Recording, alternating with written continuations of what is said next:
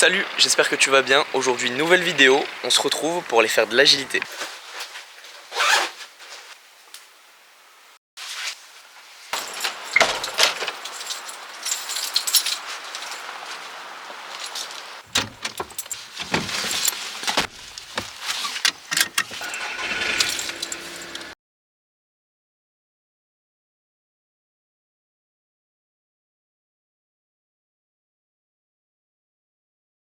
Bon, malheureusement c'est un petit peu la saison du vent là, mais on est bien arrivé, j'espère qu'on va bien m'entendre. Pourquoi vidéo agi aujourd'hui? Tout simplement parce qu'en fait il y en a pas assez du tout. On n'en voit pas plein de choses à dire sur l'agi, donc forcément si on montre pas, si on parle pas de ça, il y a personne qui aura envie d'en faire. Donc je me suis dit franchement avec tout ce qui se passe dans une séance d'agi, pourquoi pas t'emmener avec moi, montrer un petit peu ma séance, voir un petit peu comment je me débrouille pour structurer un entraînement, les conseils que j'ai potentiellement à te donner. Oh le vent!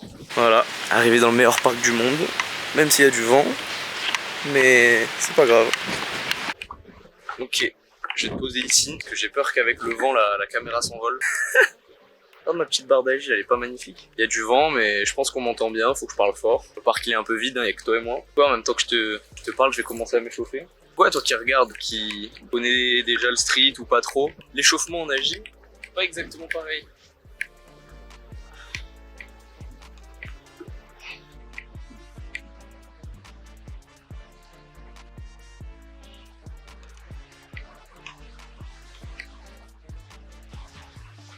Important de s'échauffer les jambes en agi, ça va être un de nos outils de travail en fait. Là où en statique on en a pas du tout besoin, bon, en tout cas pas de les échauffer comme ça, mais là en agi c'est ce qui nous permet de faire des rotations, des belles rotations.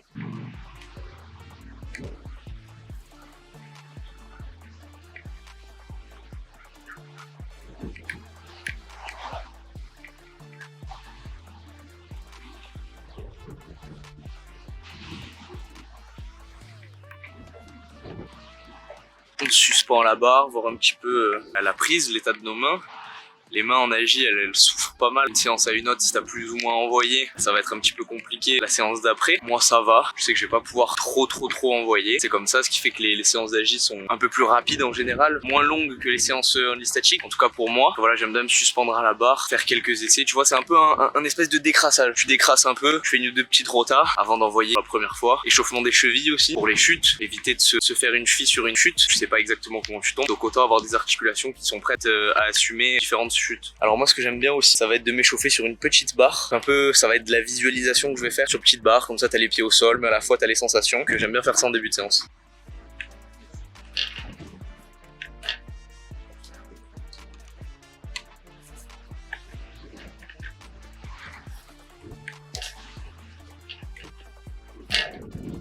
Ok, là maintenant je vais un petit peu démarrer le cœur, ça va tellement vite, tu fais une rota, faut rattraper, faut être chaud. Sauf tu le vois, les mecs qui font de l'agi, t'as rarement des mecs qui sont là endormis sur la barre, non ça va vite. C'est pour ça que les mecs qui s'envoient 12 Red Bull avant une séance, je vais chauffer le cœur et en même temps continuer à m'échauffer. Tout ce qui est potentiel chute, éviter de se blesser.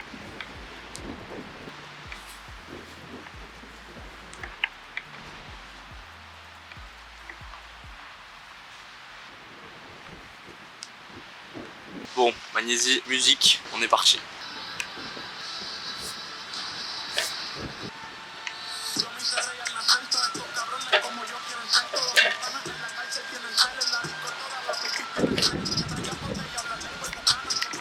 Ah oui, j'ai oublié de le dire, mais aujourd'hui ça devrait être un entraînement 3-6. Donc voilà, améliorer mes rotas. On va voir un petit peu là ce que ça donne niveau rota. Et je pense que ça va être une bonne séance. Bon, le vent fait chier un petit peu, t'as les cheveux devant les yeux, tout ça, mais ça va le faire.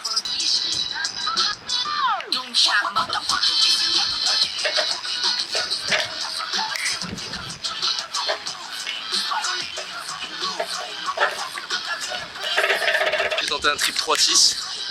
Et en vrai j'ai les mains qui brûlent pas mal finalement, donc ça va être un peu chiant. Et court, c'est ça qui fait chier. T'as double élément qui font que tes séances elles sont plus courtes. T'as déjà les mains et t'as le fait que tu dois envoyer assez vite. Parce que mettons là, si je remarque un problème sur mon 3-6, j'ai vu sur l'essai d'avant, je m'envoyais pas de la bonne manière. Je sais qu'est-ce que je dois améliorer. Je décrypte sur la vidéo en regardant, je sais ce que je dois améliorer, mais il suffit pas de le penser, il faut le mettre en application. Donc faut que j'envoie. Donc ça fait qu'on n'a pas beaucoup de repos, parce que plus tu prends du repos, oui t'as analysé le truc, mais tu l'oublies en fait. C'est-à-dire que quand t'envoies l'essai d'après, t'as plus rien en tête, t'envoies au feeling, c'est pas comme ça que tu progresses. On n'a pas beaucoup de temps de repos, et ce qui fait que les séances sont relativement courtes. En plus, bon nous on n'a pas ce problème là parce que on est à Marseille, mais quand c'est l'hiver et que tu dois envoyer pour rester chaud, parce que quand tu commences à être froid, laisse tomber mon pote. Pour rester chaud t'envoies assez vite. Déjà que t'as pas beaucoup d'essais sur une séance d'agi parce qu'après tes mains meurent et que tu veux pas steak aussi. Plus entre chaque essai t'as pas beaucoup de temps. Donc là moi juste le temps de te parler, je vais y retourner direct.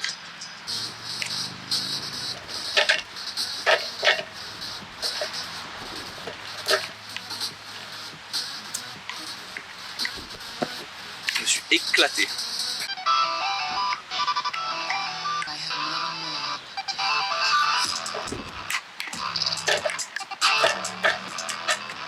Il y a eu du mieux, j'ai senti que sur mon deuxième 3-6 j'avais plus moyen de me décaler, même si en fait par instinct je rattrape quand même la barre comme d'hab, mais j'ai senti une différence. Je vais regarder sur le rush et ouais, je pense qu'il y a du progrès.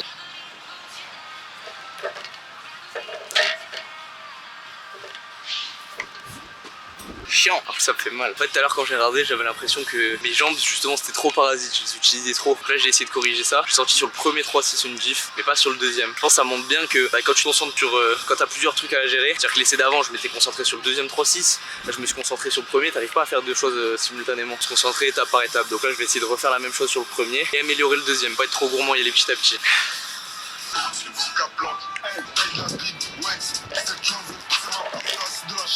Je pense que ça se voit là sur la vidéo.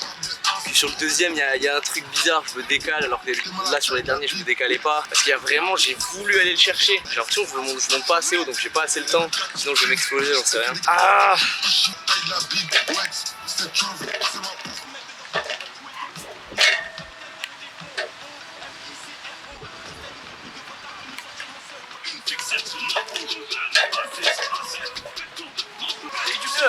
T'es mieux, let's go. Un bon ennemi, c'est un ennemi. J'aime bien quand tu me suces là. Putain là c'est une dinguerie, genre vraiment, on le voit sur la vidéo, je présente ma main et au dernier moment je la rattrape. Genre c'est un réflexe en fait, ça... Ah, prochaine c'est bon.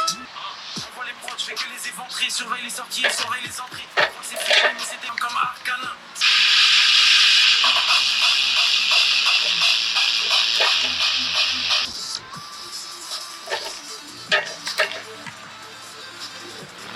Il me manque un bras, mais putain, je suis un connard.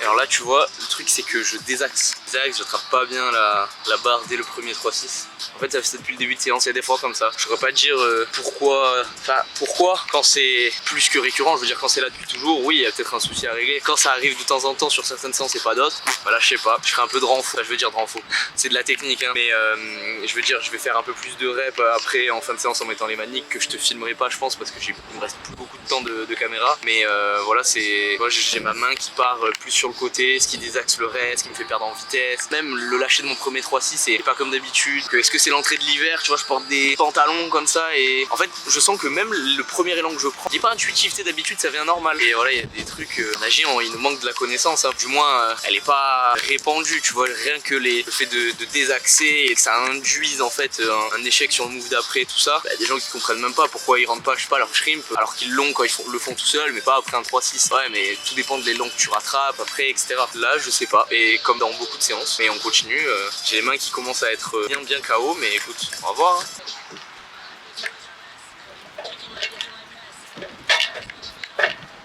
Celui-là j'ai senti que c'était mieux.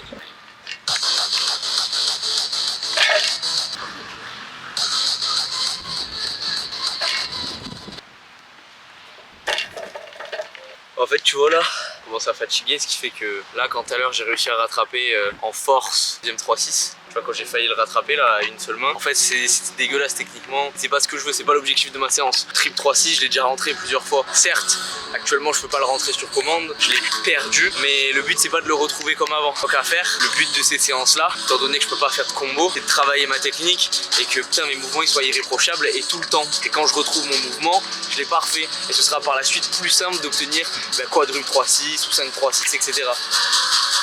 Donc là, je me suis rendu compte que vraiment c'est au niveau de ma prise d'élan qu'il y a un gros souci. Comment ça se fait que la prise d'élan, le truc le plus simple en agi, elle est pas comme d'habitude. Je vais essayer de bosser ça. Après je verrai si j'ai les mains parce que je commence à être bien fatigué. Mais si j'ai les mains pour bosser différents 3-6. Donc en gros changer le grip, trouver les bons repères, peu importe la variante de 3-6 et peu importe l'élan. Arriver à avoir l'élan que je veux, peu importe le swing que je prends au début. Comment je construis en général mes séances d'agi, l'objectif en tête. Sauf que la séance elle se passe pas toujours comme prévu. Donc des fois on rentre cet objectif, des fois non. Alors qu'est-ce qu'on fait? On s'acharne pour rentrer le mouvement coûte que coûte. Des fois ça va pas marcher. Et tout ça, ton training, est-ce qu'il a servi à rien? Je suis pas loin de te dire que oui. Alors que si tu bifurques, certes tu rentres pas ton objectif, mais tu fais des progrès dans ta compréhension, dans ton analyse et dans toi, ta proprioception, comment t'envoies pour petit à petit, petit objectif après petit objectif, rentrer tel move, tel combo que tu veux. L'objectif de la séance maintenant. C'est ça que tu vois dès le départ, je savais très bien que j'allais faire du 3-6, mais que je savais pas exactement quel était l'objectif. Je me suis dit trip 3-6 c'est pas mal, c'est la base. Et après de cette base découle tout le reste de la séance. Ouais, s'improvise, c'est pas de l'improvisation mais c'est de l'adaptation. Ça s'adapte sur des conditions, en fonction de ton état. Voilà comment j'adapte pour la suite, la fin de ma séance.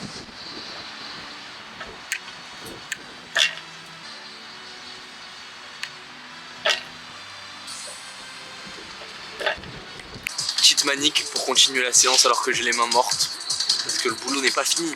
Il faut travailler, il faut travailler.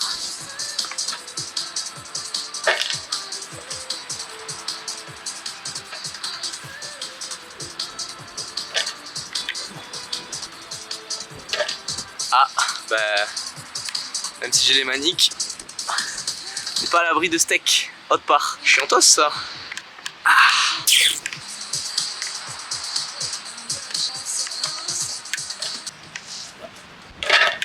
Je culpabilise pas de mettre du sang sur la barre, parce que de toute façon je suis le seul à en faire. Les gars, réveillez-vous, venez faire de la agi là. Regardez-moi ce parc. Allez, venez.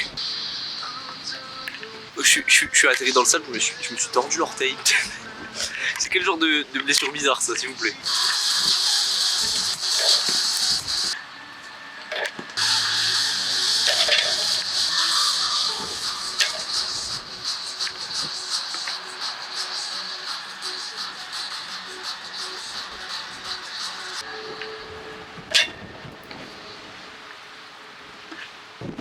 Bon, je commence à être vraiment KO.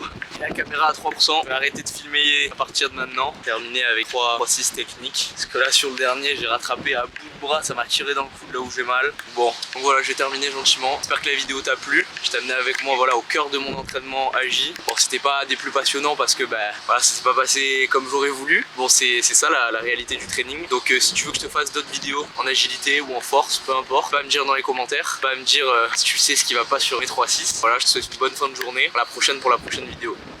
Ciao.